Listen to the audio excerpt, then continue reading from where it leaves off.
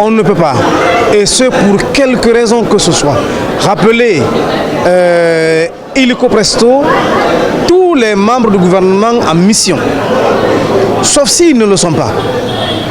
Maintenant, la question qu'il faut se poser pour comprendre certainement les raisons qui sous-tendent cette décision, est-ce que tous les membres du gouvernement qui sont à l'étranger sont effectivement en mission? Est-ce qu'ils sont effectivement en mission? Pourquoi les rappeler aussitôt? Et de cette manière, pourquoi ne pas accepter qu'ils terminent leur mission? Parce que pour quelqu'un qui a quand même un ordre de mission et qui est en mission de la République, ne peut pas être rappelé illico presto, quel que soit le besoin. Il y a le département ne se résume pas au ministre, il y a le secrétaire général. Et le gouvernement ne se limite pas à 2 ou 3 ou 4 autres qui sont à l'extérieur. Le conseil des ministres peut se tenir à l'insu même de la moitié du gouvernement. C'est une pratique. L'autre question qu'il faut se poser, c'est pourquoi il n'y a pas eu de conseil des ministres depuis belle lurette. Voilà. Maintenant, le 31 décembre arrive à grands pas, nous nous réjouissons que tous les membres du gouvernement soient ici et que ce qui doit arriver arrive devant tout le monde. Voilà. Parce qu'au regard des engagements qui ont été pris avec la communauté internationale, à travers la CEDEAO, à travers les accords interguinéens entre le CNRD et les autres partis politiques et entités de la société civile, la transition est censée prendre fin le 31 décembre au plus tard. Si cette mesure est prise, est-ce par incompétence du Premier ministre? Est-ce que c'est ce qui justifie que l'on rappelle tous les ministres qui sont à l'extérieur du pays?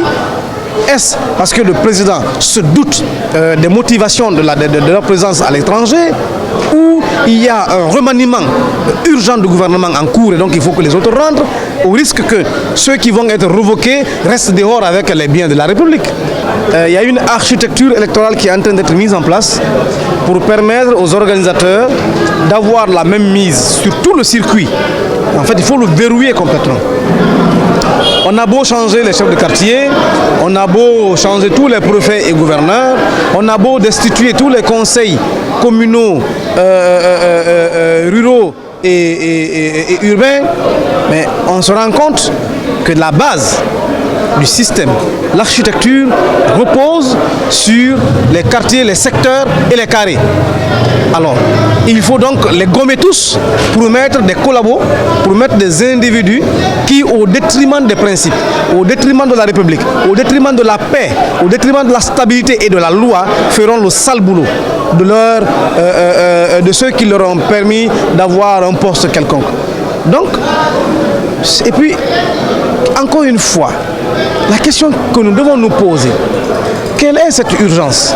Quel est ce problème? Quelle est, si vous voulez, quelle est la situation qui impose aujourd'hui que l'on révoque tous les chefs de secteur, les chefs de carré, les chefs de quartier?